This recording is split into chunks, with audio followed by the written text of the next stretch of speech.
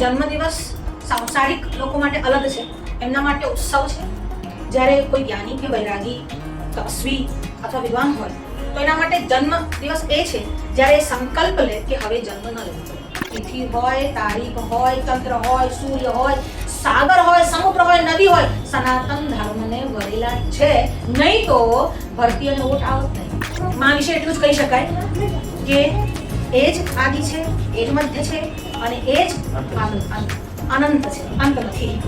કોઈ નિર્ભીક હોય, કોઈ રાષ્ટ્રપ્રેમી હોય, કોઈ ધર્મ પ્રેમી હોય, કોઈ વિદ્વાન હોય, કોઈ તપસ્વી હોય, પણ જો શાસ્ત્ર નિષ્ઠા ના હોય તો આ બધું એ જાય છે.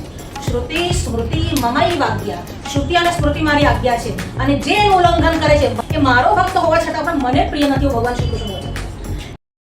આપનો જન્મદિવસ છે. પહેલો પ્રશ્ન તો એ જ રહેશે કે ભાઈ જન્મદિવસ શું લાવે છે? નાના હતા ત્યારથી એવું થાય કે આવતીકાલે જન્મદિવસ, પરમ દિવસે હવે મારો જન્મદિવસ આવે છે. સંસારિક માણસો માટે મારો જન્મદિવસ, મારો એટલે કે હું માટે 4 વસ્તુ હોય. જે દેહ છે સંસારથી જોડેલો છે, મન છે એ શાંતિથી જોડેલો છે, હૃદય છે લાગણી કે પ્રેમથી જોડેલું છે અને ચિત્ત અથવા આત્મા એ સચ્ચિદાનંદ સાથે જોડેલું છે. તો જન્મદિવસ આ 4 વસ્તુ આ મારા માટે કે કોઈ બી વ્યક્તિ માટે શું લાવે છે? જન્મદિવસ બધા માટે પ્રસન્નતાનો વિષય તો છે જ છે, પણ જન્મદિવસ સાંસારિક લોકો માટે અલગ છે, એમના માટે ઉત્સવ છે. જ્યારે કોઈ જ્ઞાની કે વૈરાગી તપસ્વી અથવા વિદ્વાન હોય તો એના માટે જન્મદિવસ એ છે જ્યારે એ સંકલ્પ લે કે હવે જન્મ ન લેવો પડે. ભજ ગોવિંદમ ભજ ગોવિંદમ ભજ ગોવિંદમ મૂઢમતે. ગોવિંદને ભજ એટલે ભક્તિ કર અને પછી આ જન્મ મૃત્યુના ચક્રમાંથી બહાર આવ. એ સંકલ્પ લઈ અને જન્મદિવસને સાર્થક બનાવીએ. પણ બધા જ લોકો આવો સંકલ્પ લે એવું પણ આવશ્યક નથી.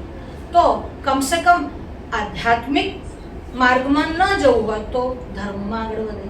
જો ધર્મ અને આધ્યાત્મમાં પણ થોડો ભેદ છે, આપણે અત્યારે વિષયમાં ન જઈએ, તો ધાર્મિક માર્ગમાં આગળ વધે.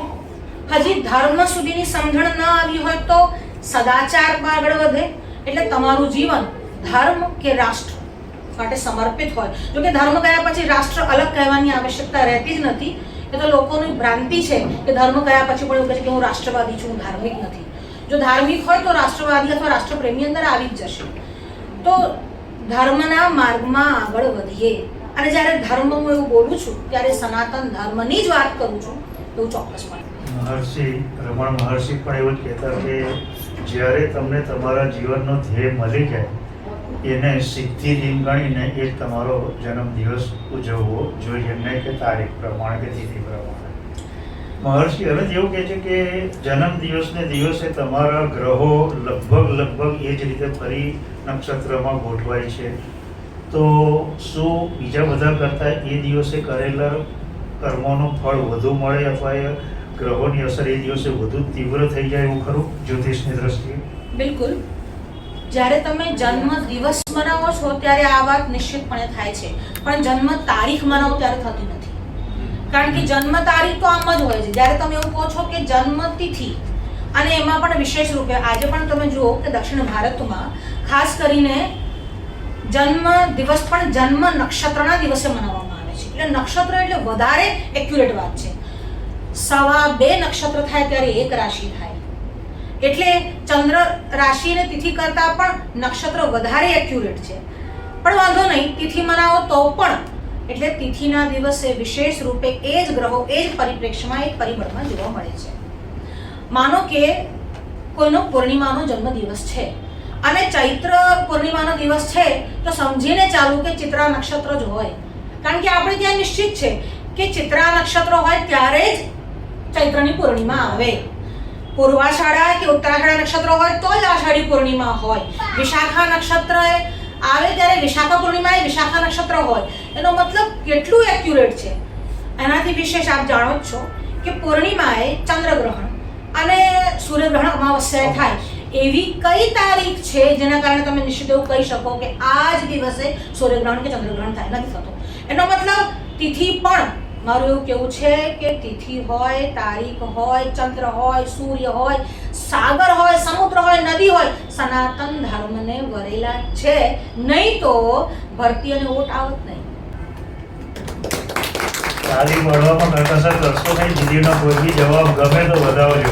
એટલે અમે લોકો તો વર્ષોથી તિથિ જ ઉજવીએ છીએ અને ઇવન હું કોઈને વિશ પણ કરતી હોઉં છું તો તિથિના દિવસે. અને હવે તો મેં એવું નિશ્ચિતપણે કહી રાખ્યું છે કે તારીખ નથી જ મનાવવી અને કેક નથી જ કાપવી. સરસ. એમ તો ક્યારેય એમાં મને રસ હતો જ નહીં, પણ હવે તો એવું ધીરે થયું કે કેક લાવશું તો પહેલી વાર મારે જન્મદિવસે કેક તો ના જ જોયું. મને છોકરાઓ માટે લાવો કરો, ભલે ખાઓ, કોઈ ખાવાનો વાંધો નથી. તમને જીન્સ ગમતું હોય તો જીન્સ પહેરો, પેન્ટ ગમતું હોય તો પેન્ટ પહેરો, અને ધોતી ગમતું હોય તો ધોતી પહેરો. પણ હવે વાત એ થઈ જાય કે જીન્સ પહેરતા પહેરતા તમને ધોતી પહેરવાની શરમ આવવા લાગી છે અને આ વસ્તુ ના થાય આવશ્યક છે. એના માટે હવે નિશ્ચિતપણે આ નથી જ કરવું એવું નક્કી કરી નાખ્યું છે. આજે આમ તો માતા 365 દિવસ માતા જ હોય છે, પણ આજના દિવસે વધુ યાદ આવશે. પંડિતજી સાથે વાત થયેલી કે ભવિષ્યમાં કદાચ જો એક અક્ષર માટે નોબેલ પ્રાઇઝ જાહેર થાય તો મા શબ્દને જ મળે. ગુરુ માતા બધા માટે વંદનીય જ હોય છે. માતા તો હોય, ગુરુ માતા વધારે વંદનીય હોય છે. તમારો સંબંધ તો એમની સાથે ગર્ભ નાળ સાથેનો સંબંધ છે. અમે જે ઓળખીએ છીએ માને એના કરતાં તમે કંઈક વિશેષ ઓળખો છો. આજે મારી મમ્મી મારી નજરે એ વિશે બે શબ્દ અમને જણાવો. જે આજકાલ બધા ડે ઉજવે છે એના પ્રમાણે આજે મધર્સ ડે છે, પણ મારો જન્મદિવસ છે એટલે એમનો જન્મદિવસ પણ આજે જ છે. કારણ કે મા તરીકે જન્મદિવસ એમનો આજે જ છે. બાકી એ ઉર્મિલાજી હતા, એ કોઈના પત્ની હતા, કોઈના પુત્રી હતા, પણ મા તરીકે જન્મદિવસ તો એમનો પણ આજે જ છે. બીજી વસ્તુ કે એકવાર પપ્પાજી મારા પત્રિકા જન્માક્ષર બનાવતા હતા, તો એમાં કંઈક ગ્રહ જોયા અને મને કીધું ગાર્ગી તો માતૃભક્ત થવાની છે. એમાં એમની વાત એવી હતી કે મા સાથે આ જ રહેવાની છે. કદાચ એ વાતને કહેવા માંગતા હોય. અને જ્યારે બધા જ એક જ જનની મીન્સ કે માતાના જ આપણે આદ્યશક્તિની ઉપાસક લોકો છે અને આદ્યશક્તિ જ સંસારનું જેને કહેવાય સર્જન કરનારી છે, સંચાલન કરનારી છે. ત્યારે મા વિશે એટલું જ કહી શકાય કે એ જ આદિ છે, એ જ મધ્ય છે અને એ જ અનંત છે, અંત નથી. કારણ કે એમના સ્વરૂપમાં નહીં ને બીજા સ્વરૂપમાં પણ માતૃત્વ સદા રહેતું છે.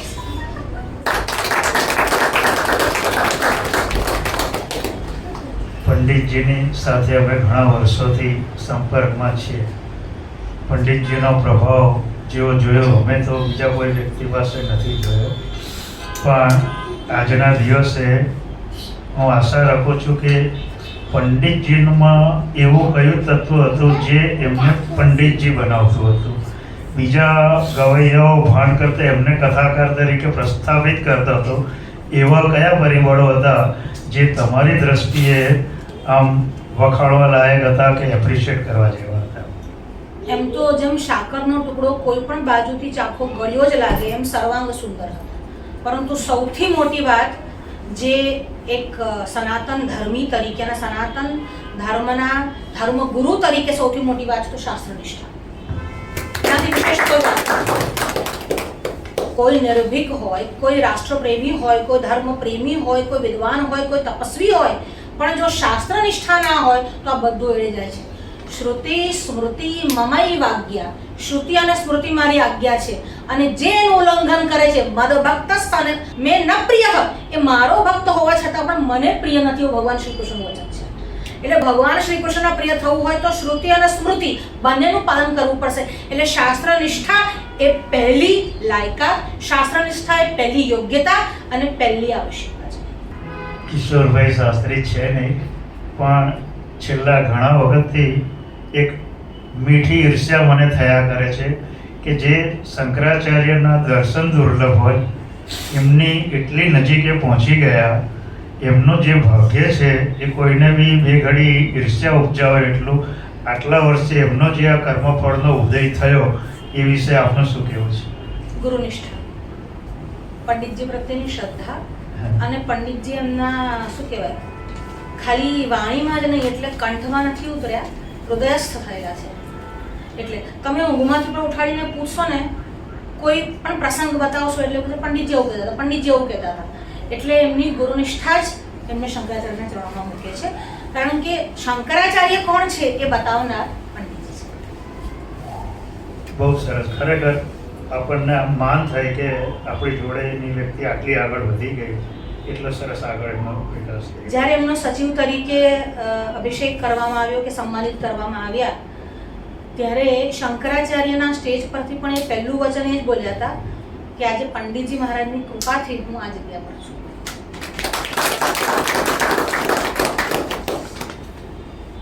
થોડું હવે વ્યક્તિગત કદાચ તમને લાગે, ના જવાબ આપવો હોય તો પાસ કરી શકશો. તમે જ્યારે ભણતા હતા જિંદગીની શરૂઆતમાં, ત્યારે જીવનના કયા તબક્કે તમને એવું લાગ્યું કે મારે હવે લૌકિક જીવન જીવવું નથી, એવો વિચાર ક્યારે આવ્યો? પ્રથમ આ વિચાર તમે કોને જણાવ્યો હતો, અને આ વિચારોનો તમે બહેનો સાથે ડિસ્કસ વિમર્શ કર્યો તો ખરો? આ લૌકિક જીવન જીવવું નથી એ કહેવું અઘરું છે. હું લૌકિક જીવનમાં જ છું, મેં જો ભગવા ધારણ નથી કર્યા. બીજી વસ્તુ પણ એટલે મહેનત નથી કરવાની, મારે આ રસ્તે આગળ વધવું છે પણ ધર્મ અને અધ્યાત્મમાં રુચિ મને પહેલેથી જ હતી, કારણ કે ઘરમાં એ માહોલ હતું, અમારા ઘરમાં એ જ વાતાવરણ હતું. પિતાજીના સાનિધ્યમાં એ વસ્તુ વારંવાર સમજાવવામાં આવી, કહેવામાં આવી, પણ ક્યારેય એમના તરફથી એવું નથી કહ્યું કે તમે આમ જ કરો કે આમ ન કરો. પરંતુ જ્યારે એક જેને કહેવાય ટર્નિંગ પોઈન્ટ, કદાચ મેં MA પાસ કર્યું ત્યાર પછી જ્યારે હું PhD કરતી હતી, અને એમાં પણ અધ્યાત્મ રામાયણ પર જ્યારે મેં PhD કર્યું, મારી સાથે કલ્પના હતી, અહીંયા છે મસ્ત, એ મારી સખી પણ છે ને આમ મારી ભાભી પણ થાય છે, પણ મારી સખી વિશેષ છે, કારણ કે ભાભી તો બધા છે જ, પણ સખી વિશેષ છે. તો અમારી સાથે અમે જેમની સાથે PhD કરી, અમારા જયદેવભાઈ જાની, તો એમના સાનિધ્યમાં પણ અને ઘરના વાતાવરણમાં પણ એવું થયું, ધીરે ધીરે આ દુનિયામાં અસારતા તો દેખાતી હતી. જોકે સાવ છોડી દીધું એવું પણ નથી કર્યું, પણ અત્યારે હું તમને એવું કહું કે આ વર્ષથી મને ખૂબ અસારતા દેખાઈ રહી છે. એટલે કદાચ આવતા વર્ષે કે એના વર્ષ પછી એવું થાય કે ઘર છોડી દઉં તો ઠીકાણું નહીં. એ પ્રથમ વિચાર તમે કોને કીધો કે હું મારે નથી લગ્ન કરવા, કે હું આમ નહીં કરું? એવું કહેવાની કદાચ આવશ્યકતા જ નથી પડી, કારણ કે એમને કોઈને લગ્ન માટે કહ્યું જ નથી, ચારમાંથી એકેને. બધાએ પોતે જ ઈચ્છા કરશે કે લગ્ન કરવું છે, બાકી એમને તો કોઈને કહ્યું જ નથી કે તમે કરો, કારણ કે એમને પણ કરવું નહોતું. ચારમાંથી ના કોઈના માટે શોધવા ગયા છે કોઈ પણ ગોરતીઓ, અને ના ક્યારે કોઈને એમને કહ્યું છે. તમને આશ્ચર્ય થશે કે મારા પછીની બેન છે વેદાંતી, અને એના વિવાહ વખતે મારા કાકી અને મારા મમ્મી આ બે જણા નક્કી કરીને આવ્યા, પપ્પાને ફોન કરીને કીધું કે અમે નક્કી કરી નાખ્યું છે. આમ પપ્પાને પૂછવા કે પાણી ના પીવાય એવી સ્થિતિ હતી, પણ આ બાબતમાં એ એકદમ ઉદાસીન હતા. એમને કીધું કે હવે છોકરીને પરણાવવી પડશે, તો હા ભલે કરી દો, એવા જ ફોર્મમાં એ કાયમ રહ્યા છે. એટલે ક્યારે મને નથી પૂછ્યું કે આ કરવું છે કે નથી કરવું. તમારી બહેનોની શું પ્રતિક્રિયા? એમના માટે તો એવું હતું કે જો પિયરમાં આવું હોય તો આ હશે તો આવશે.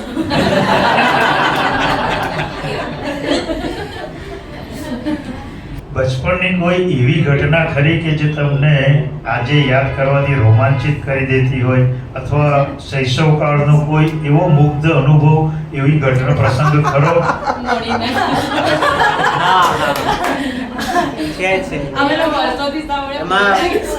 અમે લોકો રક્ષાબંધનના દિવસે વિવેકભાઈ, ઈશાન, ગોટુ નીચે છે કદાચ, વેદુ, એટલે અમે લોકો બધા ઘરના છોકરાઓ બધા ગયા. મારા દાદા તિલકવાડામાં ડૉક્ટરની પ્રેક્ટિસ કરે, અને મારા ફોઈના દીકરી માટે એક છોકરો જોવા જવાનો હતો આગળ, ત્યાં ડેમ કેવડિયા. તો મારા કાકા, જે હાલમાં નથી, મારા કાકા અને મારા કાકી અને અમે બધી આખી પલટન અને મારા ફોઈ, અમે લોકો આટલા મળી ત્યાં તિલકવાડામાં ગયા, અને એ લોકો આગળ છોકરો જોવા માટે ગયા, અને આખી પલટન અમે ત્યાં ઉતારીને ગયા.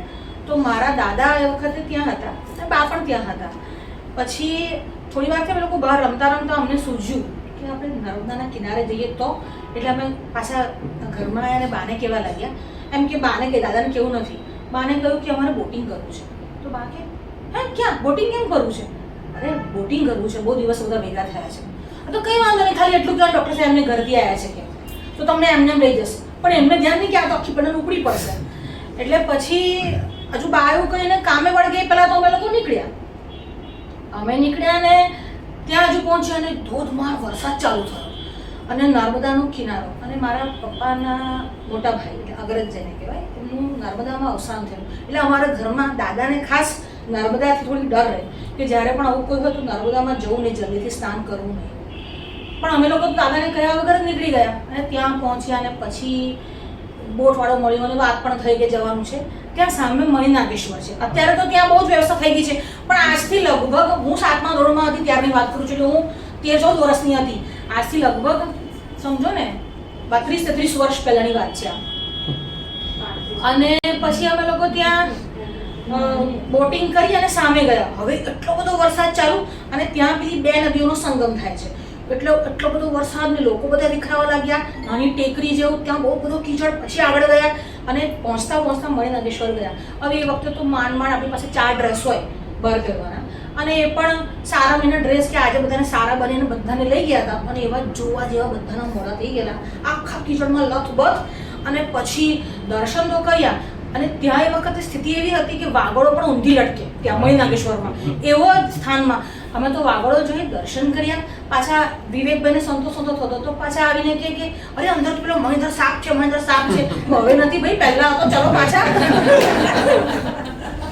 પછી એ પાછા આવતા પણ લગભગ બધા પડ્યા. હું નાની હતી ત્યારે મને મારા દાદા ગુરુ એવું કહેતા હતા. હું બહુ જ શાંત સ્વભાવની, લગભગ આમ એક પગલું ફૂકીને મૂકું. અત્યારે પણ હું રસોઈ કરતી હોય તો ધ્યાન રાખું કે મને દાજે ના, મને વાગે ના.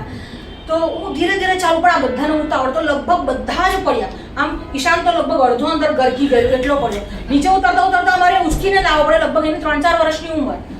પછી આયા. હવે આ બાજુ સ્થિતિ એવી હતી ઘરમાં, એટલો બધો બધા શોધ કરીને કે ક્યાં ગયા. તો બાજુવાળા ભાઈએ કીધું કે મને પૂછતા હતા મણિનાગેશ્વરનું. એટલે દાદાના પેટમાં ફાળ પડી કે આજે નક્કી મારી પનોતી ચાલે છે અને આમાંથી કોઈ એક પાછું નહીં આવે. અને ઘરમાંથી બહાર અવર જવર ચાલુ થઈ ગઈ. એટલામાં આ લોકો કામ પૂરું કરીને પાછા આવી ગયા, પણ અમે હજુ ઘરે નતા આવ્યા. એટલે ઘરમાં તો જાણે રોકકડ શરૂ થઈ ગઈ કે શું થયું, હજી આવ્યા નહીં, ફોન કંઈ નહીં એ વખતે તો. પછી અમે લોકો લગભગ 3 કલાકે અમારું મિશન પૂરું કરી અને જેવા કેદારમાં પાછા બધા આવ્યા.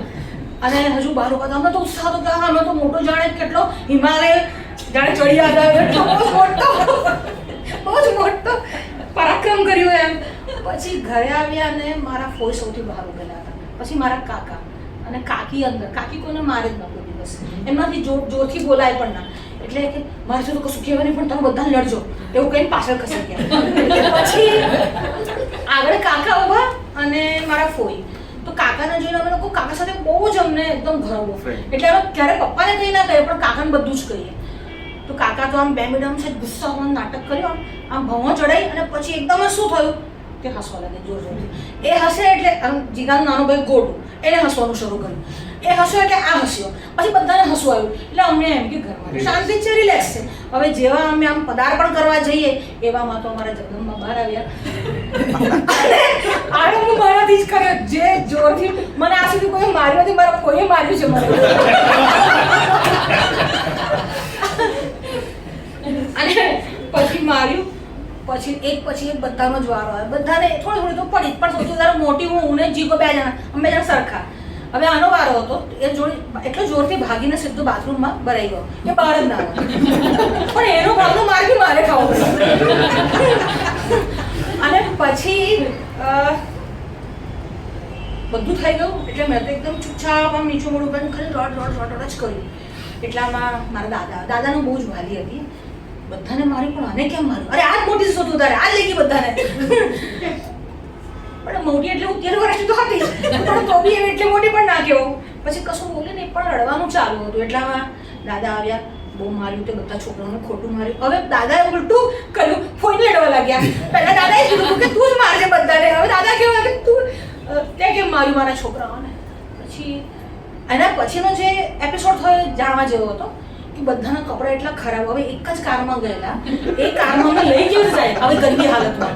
એટલે અમને જે ડ્રેસ પહેરાયા કદાચ આપણે રસ્તા ઉપર ને પેલા ભિખારી સારડા અને ઘરમાં જે પણ કઈ જૂના ફાટલા તૂટલા કપડાં હતા એમાં ઈશાન ને જીગો આપણે ટોવેલ માં લિટરલી ટોવેલ માં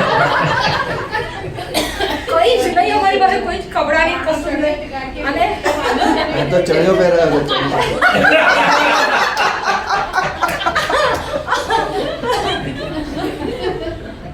એટલી ખરાબ હાલતમાં અમે લોકો ઘરે આવ્યા. અરે ત્યાંથી તિલકવાડાથી પાછા વડોદરા આવ્યા. પણ આખા રસ્તામાં હું કોઈ જોડે બોલી ના, કારણ કે મને સૌથી ખરાબ લાગ્યું હતું. એટલે મારી જ આંખોમાંથી આંસુ ચાલુ હતું, બાકી બધા જ. અને એમાં આનો ભાઈ છે ને, એ તો ઈશાનને એવું કે કેમ રડે છે, ગયા કોઈ તો ગયા ગયા કેમ. એટલે એ અને પછી કોઈ આવે ને એટલે પણ જાણી જોઈને નાટક જોરથી રડવાનું શરૂ કરે હે કરીને. પણ ઇન શોર્ટ અમે પરાક્રમ કરી આવ્યા. અને એ એવું મગજમાં ફિટ છે કે જ્યારે અમે મળીએ ત્યારે અમને યાદ આવે છે. એના પછી જ્યારે પણ અમે ફોઈને લેટર લખતા, એ વખતે તો પત્ર વ્યવહાર કરતા હતા, જ્યારે પણ પત્ર લખતા ત્યારે એવું લખતા જય મળી.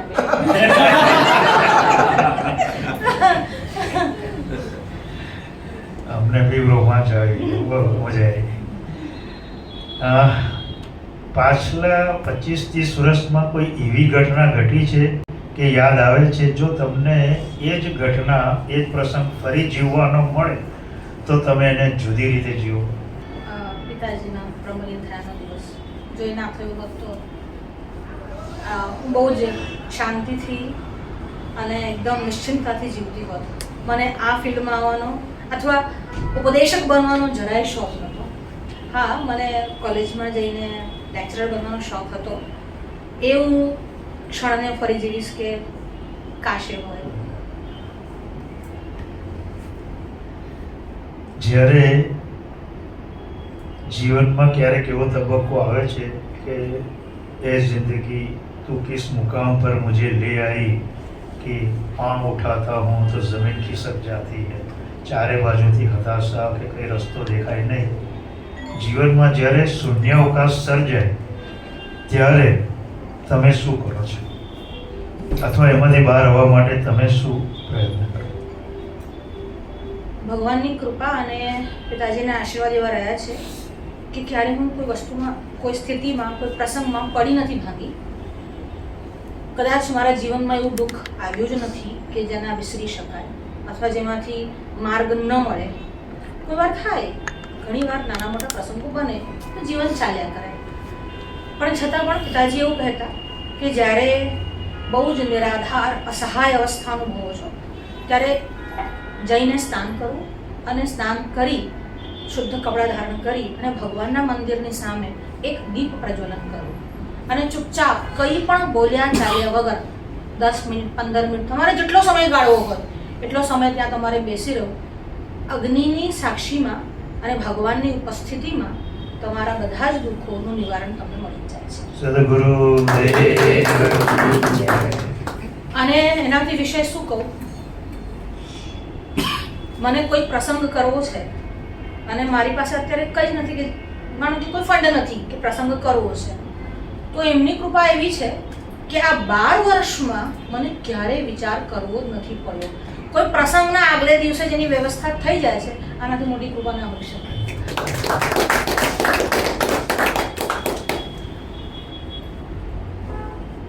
સચિન તેંડુલકર એવું કહેતો કે હું પાકિસ્તાન સામે મેચ હોય ને તો આગલી રાત્રે હું સૂઈ શકતો નથી.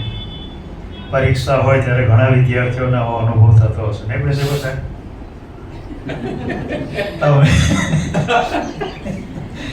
તમે જ્યારે પ્રથમ ભાગવત કથા કરી એને આગલે દિવસે શું અનુભવ્યું હતું અને જ્યારે કથા પૂરી થઈ 8 દિવસ પછી તમને શું અનુભૂતિ થઈ પ્રથમ ભાગવત કથા? આ બહુ જ હૃદય વિદારક પ્રસંગ છે કે અમારા જ ઘરમાંથી એક છોકરાએ પ્રણવ નામ આપ્યું, સુસાઇડ કર્યું. અને એમને સુસાઇડ નોટમાં એવું લખ્યું, પિતાજીના બ્રહ્મલીન થયાના લગભગ 2 મહિના પછીની આ ઘટના છે. પપ્પાનું જૂનમાં થયું અને એમનું ઓગસ્ટમાં. અને ત્યાં નોટમાં એવું લખીને ગયા કે ગાર્ગી દીદી મારા પાછળ ભાગવત કરશે. બાકી પપ્પાએ મને ક્યારેય આદેશ નથી આપ્યો કે કથા કરજો. નથી મારા કોઈ મગજમાં કોઈ વિચાર ક્યારેય પ્રગટ્યો કે હું કથા કરીશ. એ લખીને ગયા હતા. પછી દાજી એટલે જીગાના ફાધર એમને મને કહ્યું કે ગાર્ગી પ્રણવની ઈચ્છા છે, આપણે કરીએ. મને તો એની ઈચ્છા પૂરી કરવા કરીશ, પણ મારે આ જ ફિલ્ડમાં જવું છે કે આ ક્ષેત્રમાં હું આગળ વધી શકું એ વખતે પણ વિચારમાં હતો. તૈયારી કરવા માટે હું દ્વારકા શારદાપીઠ શંકરાચાર્ય, જે અત્યારે જે વર્તમાન શંકરાચાર્ય છે પણ એ તો દંડી સંન્યાસી હતા, એમની પાસે હું ગઈ. એમને મેં પ્રશ્ન કર્યો કે મારાથી એવું થાય, કથા વંચાય. એમને મને કહ્યું ભલે કરો, તું પડો. પછી એમની સાથે રહી અને હું લગભગ 5 દિવસ એમને સાથે હું રહી. એમને મને કહ્યું કે આટલા પ્રસંગ લેવા જોઈએ. પિતાજીની કથા મેં ક્યારે આખી એમની સાથે સાંભળી જ નથી. હા, ઓડિયો વિડીયોમાં સાંભળી હોય અલગ વાત છે, પણ એમને સાથે રહીને ક્યારે મેં સાંભળી નથી. બહુ જ નાની હતી ત્યારે એમની સાથે હું ગયેલી. જેટલા પ્રોગ્રામમાં કદાચ દિનેશભાઈ અમીશભાઈ લોકો ગયા હશે એટલા પ્રોગ્રામમાં પણ હું ક્યારે એમની સાથે નથી રહી. પણ એવું હતું, વિષય મારો જાણીતો હતો. અને કથા જ્યારે આરંભ થઈ એની આગલી રાત્રે હું બહુ જ નાની હતી, 4 વર્ષની, ત્યારે પપ્પા મને બેસતા, અમારા જૂનું ઘર હતું પટેલ પાર્કમાં, ઝૂલા પર લઈને બેસતા અને મને કેટલાક શ્લોકો શીખવાડતા. એ વખતે મને માહેશ્વર સૂત્ર મને એ વખતે આવડે છે. અને પછી કથાની આગલી રાત્રે મને સ્વપ્ન આવ્યું અને પિતાજીનું સ્વપ્ન આવ્યું. અને સ્વપ્નમાં મને એમને કહ્યું કે પેલા શ્લોક બોલ, ભીષ્મ સ્તુતિનો શ્લોક બોલ અને વેણુગીતનો શ્લોક બોલ, જે બંને ભાગવતજીના છે. ત્રિભુવન કમનમ ભીષ્મ સ્તુતિનો શ્લોક છે અને વેણુગીત બરહા પીડમ નટવર બપુ. અને ભીષ્મ સ્તુતિનો શ્લોક મને એમને ત્યાં સ્વપ્નમાં શીખવાડ્યો. એટલે મને એવું થયું કે મને એમના આશીર્વાદ પ્રાપ્ત થયા છે. બાકી કથા કરવી, કારણ કે આજે આપણે પોતે એવું બોલીએ છીએ ઘણીવાર કે મહિલા ન કરે તો વધારે સારું. એમાં કથામાં પણ એવું છે, વિરક્તમ વૈષ્ણવો વિપ્રાહ, ત્યાં વિપ્રાહ શબ્દનો પ્રયોગ છે. એટલે આજે પણ જ્યારે આપણે કથા કરીએ છીએ ત્યારે આપણે સંકલ્પ લેતા નથી. સંકલ્પ બ્રાહ્મણો લે છે, પારાયણ એ લોકો કરે છે, આપણે માત્ર જ્ઞાન દેવી કરીએ. ભગવાન શ્રી રામ બધાના જ આરાધ્ય દેવ છે. રામાયણમાં એમના સિવાય કદાચ બીજું સ્મરણ કરવું પણ અઘરું પડી જાય. છતાં રામાયણમાં શ્રી રામ ભગવાન પછી બીજું કોઈ પાત્ર જે તમને વધુ આકર્ષિત કરતું હોય તો એ કયું અને શા કારણે? આજે સવારે જ ટેબલ પર જમતા વાત થઈ કે મહાભારતના યુદ્ધમાં જેવું પાત્ર શ્રી કૃષ્ણનું છે એવું રામાયણના યુદ્ધમાં હનુમાનજીનું છે. એવું કોઈ ના હોય જેને હનુમાનજી પ્રિય ના હોય. બાળક હોય તો પણ, વૃદ્ધ હોય તો પણ, યુવાન હોય તો પણ. આમ તો રામાયણનું દરેક પાત્ર આદર્શ છે અને કોઈને કોઈ સંદેશો. અરે ધર્મ જ, રામો વિગ્રહવાન ધર્મ, રામ પોતે જ વિગ્રહવાન ધર્મ છે. એની સાથે જે પણ પાત્રો જોડાયા છે બધા જ ધર્મને શીખવાડનારા છે. પણ હનુમાનજીનું પાત્ર વધારે આકર્ષક છે મારા માટે. સંગીતના રચયિતા હતા હનુમાનજી. હા, રચયિતા સંગીત શાસ્ત્રસ્ય. હા, એવું છે જ. સંગીત શાસ્ત્રના આચાર્ય છે, એવો નહીં, રચયિતા છે.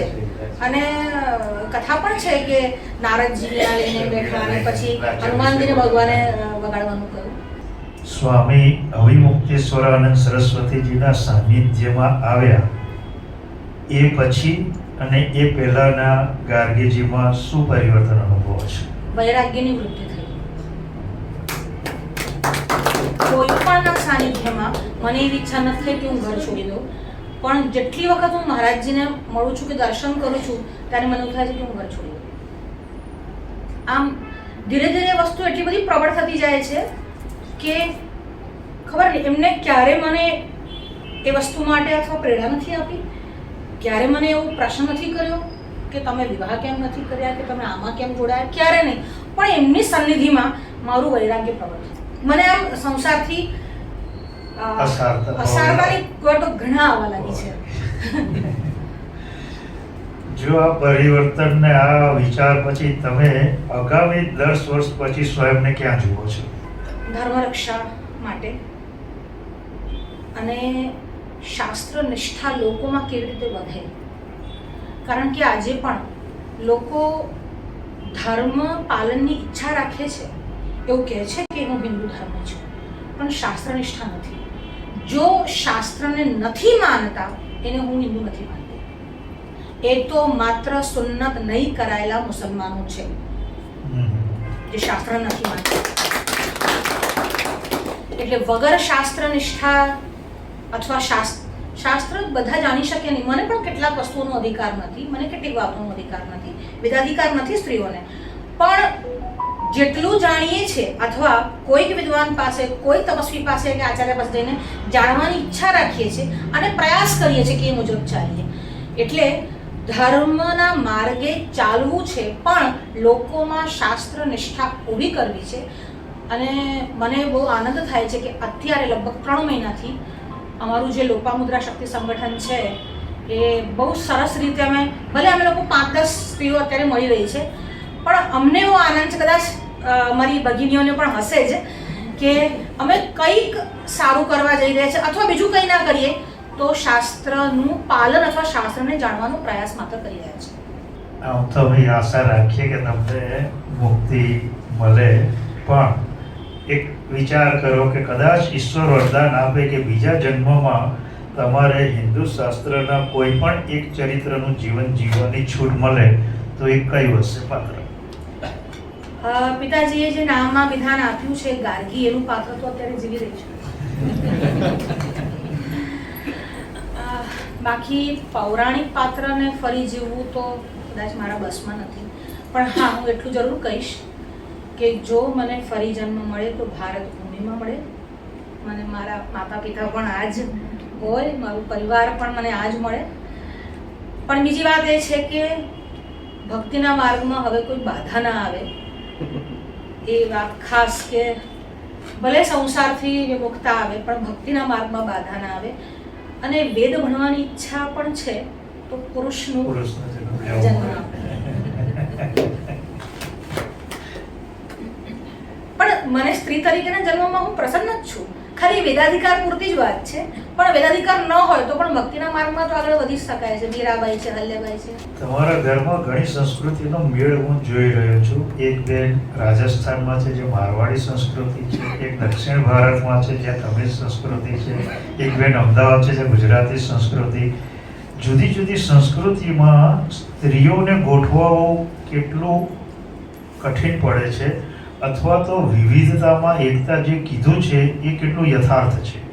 મને પેલું ગાયન સ્મરણ થઈ આવ્યું.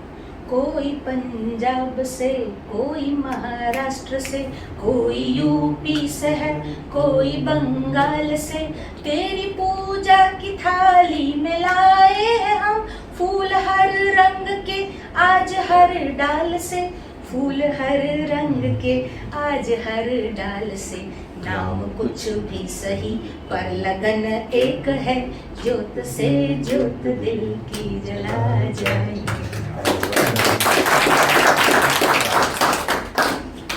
જ્યારે વાત કદાચ અમારા બાજુની છે, જવાબ અમે તમારી પાસે ઈચ્છીશું કે જ્યારે જ્યારે પંડિતજી પાસે આવીએ છીએ, અહીંયા પ્રવચન સાંભળીએ છીએ ત્યારે અને ઘણા વખતથી આત્મા વિશે સાંભળ્યું છે, જાણ્યું છે. દેહ કરતાં આત્મા જુદો છે, દેહ નથી. પણ જેવા ઘરે જઈએ છીએ અથવા બહાર જઈએ છીએ એટલે આત્મજ્ઞાન ક્યાં જતું રહેતું હશે કે દેહભાવ કેમ આટલો બધો પ્રબળ થઈ જાય છે દરેક વ્યક્તિને? મારું જે કહેવું છે, આટલા બધા જ્ઞાન કે આટલા બધા વસોડા પછી પણ એ આત્મજ્ઞાન એટલું સાતત્ય ભર્યો ભાવ કેમ નથી રહેતો? એનું કારણ શું? માયા.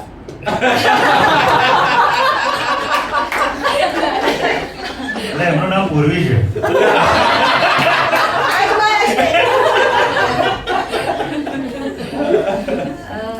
હિંગની ડબ્બી હોય પછી બહુ વાર ધોવો, સાફ કરો, વારંવાર સાફ કરો અને પછી એમાં ગોળ કે મધ ભરો તો પણ હિંગની વાસ આવે કે નહીં? અનાદિકાળથી જે સંસ્કારો તમારી સાથે જ છે, વારંવાર જન્મ લો છો, વારંવાર મૃત્યુને વરો છો, આ અનાદિકાળથી આવેલા સંસ્કારોને કારણે એ ભાવ, એ વાસ, એનું જ નામ વાસના છે, એ જતી નથી. એટલે એના માટે તો અભ્યાસ વૈરાગ્યાભ્યામ તન્નિરોધઃ, અભ્યાસ જ, વારંવાર અભ્યાસ. એટલે ડોંગરે મહારાજ કાલે જ એક પ્રવચન સાંભળતા હતા, એમાં એવું કહે છે કે ઘરમાં પીળો પેંડો પડ્યો હોય એટલે આ લુલીને ઈચ્છા થાય પેંડો ખાઉં, એટલે આપણે લુલીને ના પાડે, ના ના ના, બસ આ જ અભ્યાસ છે. આ અભ્યાસ કરતા રહો. આ જન્મમાં નહીં તો આગલા નહીં તો પછીના જન્મમાં મુક્તિ થવાની જ છે. ક્યારેક આટલા બધા તમે સિદ્ધ મહાત્માઓ કે આચાર્યોને મળ્યા છો, ક્યારેક એવું લાગ્યું છે કે આજે સમય થંભી ગયો છે કે થોડા સમય માટે કાળનું પણ વિસ્મરણ થઈ ગયું હોય એવી કોઈ ઘટના ખરી? ઘણીવાર જ્યારે પિતાજી સાથે અમે લોકો વાતચીત કરતા અથવા કોઈ ટોપિકને લઈને, વિષયને લઈને કોઈ બાબતમાં ચર્ચા કરતા, એ ઘણીવાર કોઈ ઘટના કહેતા. મારી સાથે એમનું જેટલા પણ મારી યાદો છે ને, સ્મૃતિઓ છે ને, એ ક્યારેય કોઈ ઘરેલું બાબત નથી. મને એમને ક્યારેય બેસાડીને ભણાવી નથી, પણ ક્યારેય કોઈ અવસરમાં નથી ભણાવી એવું નથી. એટલે સીધી બેસાડીને ભણાવી નથી અને કોઈ અવસર ભણાવ્યા વગરનો ચૂકવ્યો નથી. એટલે મારા જ ઘરમાં મારી બહેન હોય તો એને એવું કે ત્રીજા ખાનામાં ચોથી પુસ્તક લાવજે, પાછળથી ચોથી, એવું કે. પણ મને એવું તો એવું કહે કે આ પુસ્તક લઈને આવો. એટલું મારું એમની સાથેનું ટ્યુનિંગ હતું. એટલે ઘણીવાર એ જમતા હોય ને કંઈક વાત નીકળી, કોઈ કવિની, કોઈ મહાકવિની, કોઈ સાહિત્યનો કોઈ રેફરન્સ નીકળ્યો અથવા શંકરાચાર્યની કોઈ વાત નીકળી, અને એવી હાલત હોય કે એ શંકરાચાર્યની કોઈ વાત કરતા હોય અને એમની આંખોમાંથી આંસુ આવે, મારી આંખોમાંથી પણ આંસુ ચાલતા હોય. કારણ કે શંકરાચાર્યની વાત કરે ને ત્યારે બહુ જ ભાવ વિભોર થઈ જાય. અને એમના અંતિમ સમયમાં વિશેષ રૂપે જ્યારે મહારાણા પ્રતાપની ગૌ સેવાની વાત કરતા, ગૌ ભક્તિની, ત્યારે બહુ ભાવુક થઈ જતા હતા. એમને એ વખતે બહુ જ ભાવ થતા જોયેલા. તો એ વખતે એવું થતું હતું કે આ સમય જાણે થોભી જાય અને થોભી જ જતો હતો. કલાક થઈ ગયો, હું ઊભી જ છું ક્યારે, એવું થઈ જતું હતું. એવું અત્યારે ઘણા મહાપુરુષો છે કે શંકરાચાર્યના સાનિધ્યમાં બેઠા હોય. કોઈ ટોપિક પર, હમણાં જ બોમ્બેમાં એક ટોપિક પર ડિસ્કશન ચાલ્યો કે યમય વેશ વૃણુતે, એને જે મતલબ ભગવાન ઈશ્વર પરમાત્મા જેને સિલેક્ટ કરે છે એને જે પોતાનું સ્વરૂપ બતાવે છે. એટલે મારું કેવું હતું કે થોડીક યોગ્યતા તો હોવી જોઈએ. તમારે એડમિશન માટે કમસે કમ લાઇનમાં કે ફોર્મમાં તો ઊભું રહેવું પડે, તો જ તમને સિલેક્ટ કરે કે તમારું ચયન કરે છે. અને મહારાષ્ટ્રની વાત એવી હતી કે ના, તો એમાં થોડીક પણ એમાં આશા આવી એવું નથી, તો નિરપેક્ષ ભાવ આવ્યો જ નહીં. પણ આ તો એવું છે જ નહીં. એ તમારી ભક્તિથી પ્રસન્ન થઈને તો વળતર થયું, પણ આમાં એની ઈચ્છા ક્યાં થઈ? એ તો કોઈને પણ પ્રસન્ન, શું કહેવાય, ચયન કરી લે, કોઈનું પણ ચયન કરી લે. મારે એવું હતું કે ના, તમારામાં થોડી લાયકાત જોઈએ તો ચયન કરે. અને મહારાજજીનું કેવું એવું હતું કે જરૂરી નથી, તમારામાં લાયકાત ન હોય પણ એની ઈચ્છા હોય તો કરી લે. એટલે પછી લગભગ એ ડિસ્કશન ખાસી વાર ચાલ્યું અને સમય જોતા ખબર પડી કે 1-8 કલાક થઈ ગયો હતો. એટલે કોઈ વાર એવા ડિસ્કશન ચાલે ત્યારે એવું લાગે કે સમય જાણે થોભી ગયો. અમને બી ઘણો આનંદ આવ્યો. હવે એક થોડું રેપિડ ફાયર ક્વેશ્ચન લઈને, બહુ વિચાર્યા વગર ઓન ધ સ્પોટ સટાસટ. જો તમને દિવસનો 1 કલાક વધુ મળે બીજા કરતા, તો તમે એનો શું ઉપયોગ કરો? વાંચન. મનુષ્ય પાસે એવું કયું તત્વ છે જેની તુલનામાં બીજું કશું જ આવતું નથી? બુદ્ધિ. દરેક મિલનનો અંત જુદાઈ જ કેમ હોય છે? કારણ કે મિલન છે એટલા માટે જુદાઈ છે. જો મિલન નથી તો જુદાઈ પણ નથી. જાતસ્ય હિ ધ્રુવો મૃત્યુ. આ બંને સાપેક્ષ છે એટલા માટે. શું તમને તમારી જિંદગીના બધા જવાબો મળી ગયા છે? ના. તમારી જિંદગી પ્રત્યેના અભિગમ બદલવામાં વિશેષ ફાળો કોનો? તમે જે ભણતર કે થીસીસ તૈયાર કરી, પૂજ્ય પંડિતજીની વિદાય કે શંકરાચાર્યનું સાનિધ્ય? પૂજ્ય પંડિતજીની આશીર્વાદ અને એમનું સાનિધ્ય પહેલું. મારા પ્રોફેસર જયદેવભાઈ જાનીના સાનિધ્ય પણ બહુ મોટો ભાગ ભજવ્યો. અને હવે શંકરાચાર્યજીની નિશ્રા, 3 વારાફરતી ભાગ ભજવી રહી છે. અત્યારમાં જે અચાનક પરિવર્તન આવી રહ્યું છે, હું જે મારી રીતે અંદર જોઈ રહી છું, એ શંકરાચાર્યની સાનિધ્યનું કારણ છે. પણ મને આ તરફ જવું છે અને મારી એ બુદ્ધિનો વિકાસ અથવા મારામાં એ શક્તિ તો મારા માતા પિતાથી જ મળી છે. પણ મારા માતાના ગુણ નથી મારામાં. નથી મારી મા જેવી મારી સહન શક્તિ, નથી મારી મા જેવી મારી શાંત સ્વભાવ, નથી એમના જેવું મારું શું કહેવાય કાર્યરત રહેવું. કારણ કે હું આળસુ અને એકદમ જેને કહેવાય સુપરફાસ્ટ. અને હું મારું શરીર આમ જ પુરુષ હૃષ્ટપુરુષ એ હંમેશા આવા એક જ વળ્યા. એટલે અમારા બંનેમાં ખાલી એક જ વસ્તુ કોમન છે કે એમને પણ રડું જલ્દી આવે છે ને મને પણ રડું જલ્દી આવે છે. જીવનના આ તબક્કે જો તમને કોઈ શંકા જાગે તો એનું સમાધાન ક્યાં શોધવા જશો? સ્વામી અમૃતાનંદજી જે શંકરાચાર્ય બ્રહ્મલીન શંકરાચાર્ય સાથે રહેતા હતા. આપણે દક્ષિણ ના સચિવ નહોતા પણ એ ચંદ્રમૌલીશ્વરની સેવામાં વિશેષ રૂપે હતા અને દંડી સંન્યાસી હતા. એમની પાસે હું શોધીશ અને નહીં તો શંકરાચાર્ય અવિમુક્તેશ્વરાનંદજી પાસે કે સદાનંદજી પાસે. પણ પપ્પાજી મૃત રૂપે ન હોવા છતાં પણ ઘણીવાર મેં એવું માર્ક કર્યું છે કે હું કોઈ સંશય મને થયો હોય, કોઈ શંકા હોય, કોઈ પ્રશ્ન હોય, નથી મળતો અને હું પુસ્તકોમાં શોધતી હોઉં. પપ્પાજીની આદત હતી કે પુસ્તકની આગળ છે ને કોઈ રેફરન્સ લખી રાખે કે આ પ્રશ્ન છે એનો આ રેફરન્સ છે, આ છે એનો આ રેફરન્સ છે, અથવા અહીંયા સ્ત્રીઓ માટે આટલી 8 વાત કઈ છે, અવગુણ 8 સદા ઉર્ધ્વની, એવી રીતે જે રેફરન્સ આવે એ મહત્વના જે હોય આગળ લખી રાખે. લગભગ 80% ક્વેશ્ચન મારે ત્યારે સોલ્વ થઈ જાય છે. એટલે હજી પણ ન હોવા છતાં પણ મને એ જ ગાઈડ કરે છે. જો કોઈ ભાઈ તમને એવું કે 1 મહિના માટે ફક્ત એક જ વાનગી કે એક જ અનાજ ખાવાનું છે તો કયું પસંદ કરશો? મગ ભાત. મુશ્કેલ સમયમાં તમે અંદર ઉતરવા, સ્વયં સાથે જોડાવા શું કરો? મૌન. તમારી દ્રષ્ટિએ પ્રસન્નતા કઈ રીતે, એના વ્યક્તિગત માપદંડ કયા? વિચાર, દૃષ્ટિકોણ. તમારો જે દૃષ્ટિકોણ છે તમને પ્રસન્નતા એમાં આવે. પેલા લોકોને નાચવામાં આવતી હતી, આપણને હનુમાન ચાલીસામાં આવતી હતી. દૃષ્ટિકોણ જ પ્રસન્નતા.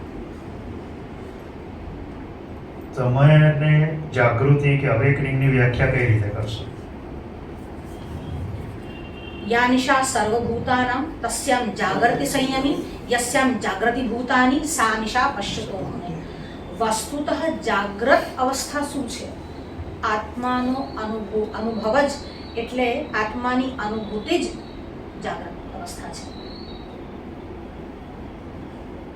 ક્યારે એવું બન્યું છે કે પ્રકૃતિ અને આધ્યાત્મિકતા ભેગા થઈને બંને સાથે તમને કશું માર્ગદર્શન આપ્યું, શીખવ્યું હોય?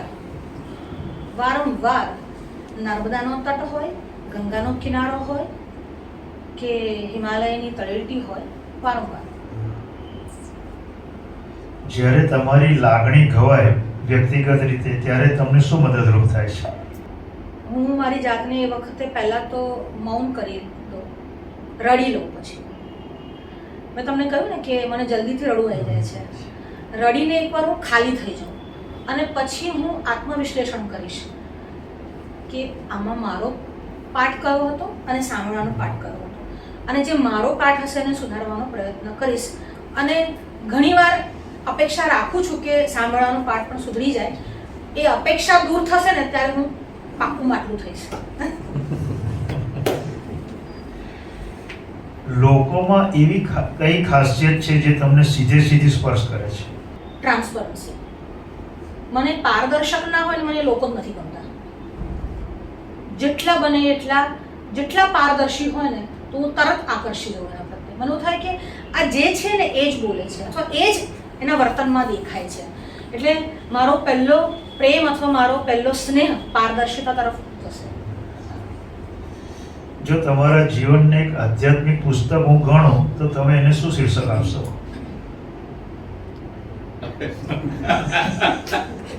સત્યની શોધમાં. તમારે બધાને અત્યારે આધ્યાત્મિક સત્યનો એક જ ઉપદેશ આપવો હોય કે એક જ પાસું રજૂ કરવું હોય તે કયું હશે? શાસ્ત્રનિષ્ઠ ગુરુની શરણમાં જાઓ. ખોટા દેખાડા કે પાખંડ ધર્મથી અલગ થઈ જાઓ. છેલ્લે સનાતન ધર્મ અનુરાગી ટ્રસ્ટના જે સદસ્યો છે વર્ષોથી, અત્યારે નામ નથી દેતો, એ લોકોએ સતત જ પંડિતજીના આદેશનું પાલન કરેલું છે. એમના આનંદ આવે એ માટે સતત એ લોકો પ્રયત્નશીલ રહેલા છે. એમની માટે 2 બોલ બોલીને આપણે હવે વિરામ કરીશું. જે તમે કહ્યું કે એમના આનંદ માટે એમને પ્રયાસ કર્યો છે. ગુરુની પ્રસન્નતા જ શિષ્યનું કર્તવ્ય છે એવું પંડિતજી વારંવાર કહેતા. અને બીજું એવું પણ કહેતા કે આજ્ઞા ગુરુણામ વ્યવિચારણીય, ગુરુની આજ્ઞા થાય પછી વિચાર કરવાનો નહીં. એટલે જ્યાં પણ એવું લાગે કે આ ધર્મની અથવા સાચા ધર્મની જે વસ્તુતઃ સનાતન વૈદિક ધર્મ છે, કહેવા પૂરતો નહીં, કારણ હું વારંવાર આ વસ્તુ કહી રહી છું, કારણ કે અત્યારે ધર્મની વ્યાખ્યાઓ બદલાઈ રહી છે. એટલે જ્યાં પણ શાસ્ત્રનિષ્ઠ ગુરુ તમને ધર્મોપદેશ કરે અને કોઈ વસ્તુ માટે આહ્વાન કે હાકલ કરે છે, તો તન મન ધનથી જોડાઈ જાઓ. અહીં જ જોડાવું જરૂરી નથી, પણ જ્યાં જોડાઓ ત્યાં સનાતન વૈદિક ધર્મ હોવો જોઈએ. સદગુરુ શ્રી કૃષ્ણ, ધન્યવાદ.